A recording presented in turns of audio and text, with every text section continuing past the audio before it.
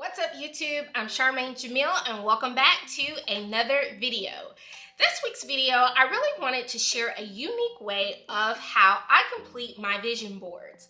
Now I know vision boards are really one of those activities that most people tend to complete like at the very beginning of the year because it's all about, New Year's resolutions, new year, new me, however you want to put it. But normally they started at the beginning of the year so that it's easier, I guess more or less easier to track throughout the remaining parts of the year. And a lot of people do digital vision boards just because, technology is really at our fingertips and it's so easy to move those different things onto a different palette and you can create your vision board that way. But I like to do my vision boards just a little bit different. I actually don't do the vision board where I get a, regular poster board and then kind of cut things out. I like to keep vision journals. And I kind of keep the same concept of a vision board, except I cut these things, the different things out that I see in magazines that give me a vision for how I want to be intentional about my life.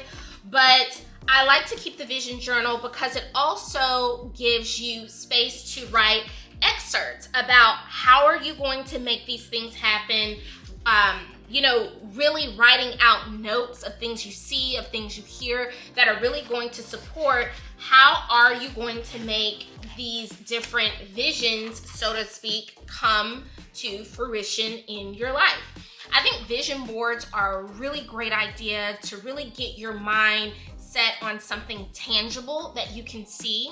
But I also think it's equally important as you are taking the time out to do these vision boards, taking the time out to really cut out these pieces and glue them, to paper, that it's not just fluff, it's not just talk, it's actually you carrying through of what you really want to see happening in your life.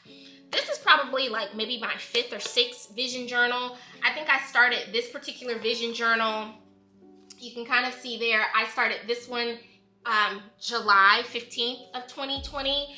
And I really think that keeping a vision journal really helps you kind of lay out everything in one place. It also does not put you in the need to have to rush to feel like you have completed your vision board, because it's really something that you have to think about and go back to, ask a lot of questions, think about how are you going to get from this place, from place number 1 to place number 2, and then going back and, kind of rereading some things. So that's how I like to keep and complete my vision board.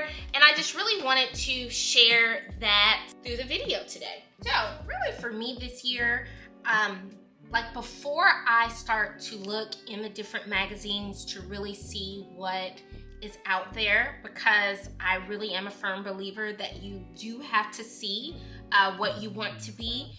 But I also think that it is equally as important for some of the thoughts that you have for yourself, just to kind of have some words or some themes that you really want to center a part of your vision journal for.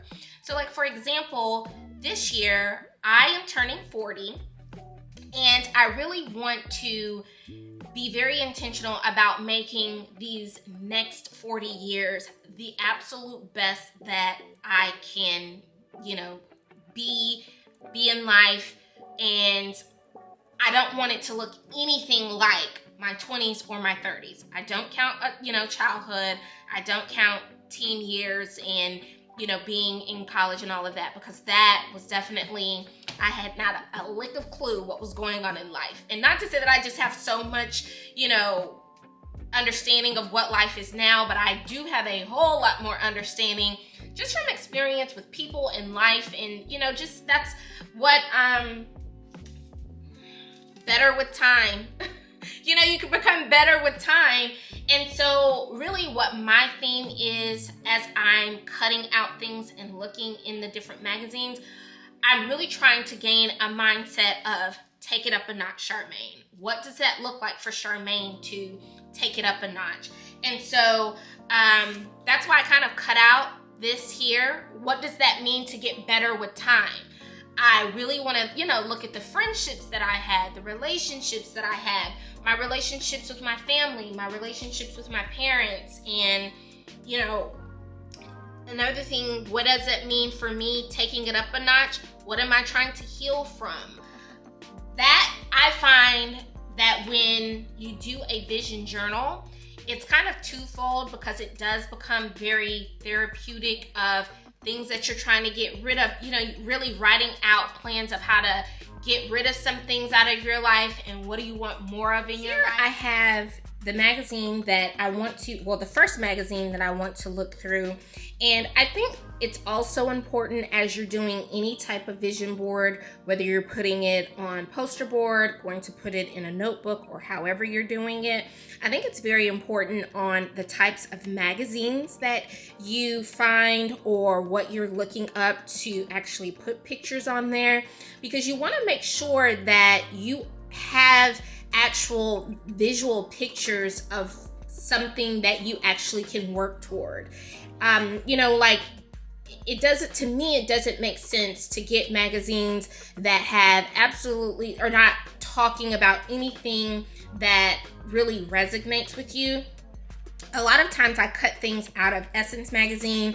It is a specific magazine that really is about, you know, women empowerment, Black women empowerment, and all things women, honestly. From, you can find things on culture, music, skincare routines, travel.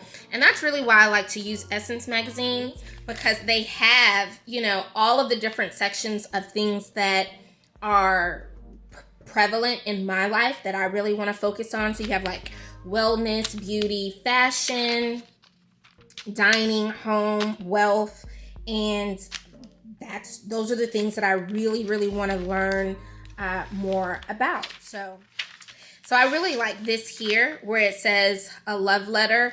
And I think the reason that I'm wanting to get this is because I am really on this kick of taking my life up a notch.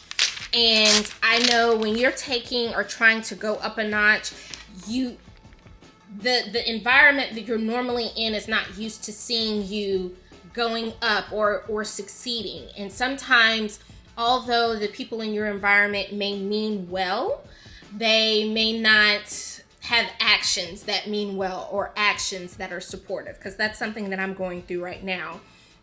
And I think after seeing this where it says a love letter to, I think I'm going to cut this out and say a love letter to Charmaine. I'm going to write myself a love letter about, just for, you know, self-love, self-encouragement. That's something that I am wanting to do. This is a very good just wording here, because I just mentioned that I wanted to get more serious about content creation and like pushing Charmaine Jamil further.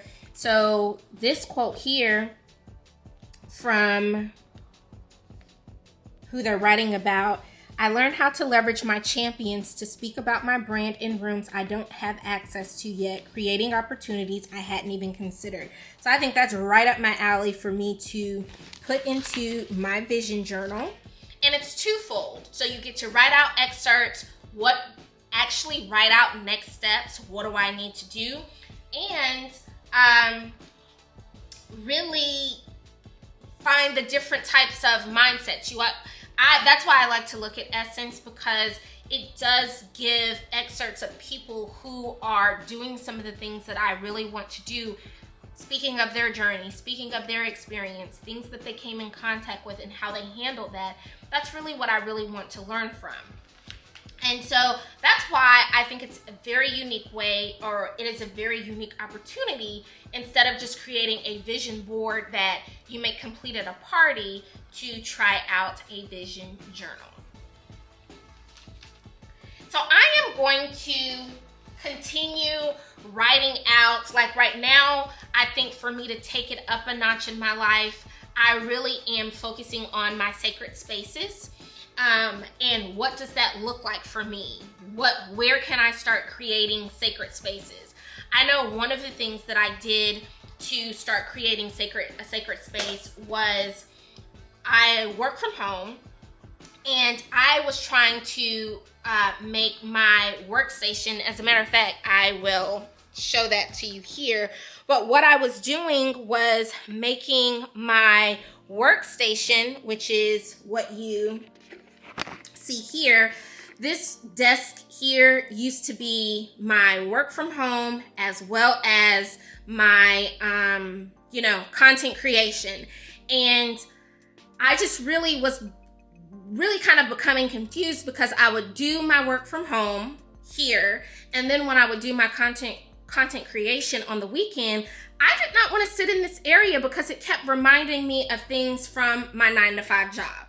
And so what I did was to create a sacred space to really help support my intentionality around content creation. I separated the two spaces.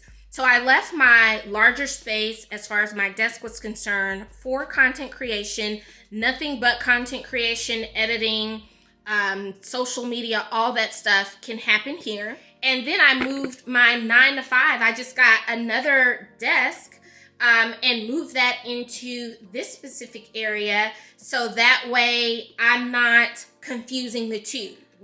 That's kind of like my example when I'm talking about sacred spaces and what that looks like for me to take it up a notch. That was me actually writing out a plan, making it come to fruition. And my brain, I really appreciate the fact that I did that for myself, is because now my mindset is different sitting in those two spaces.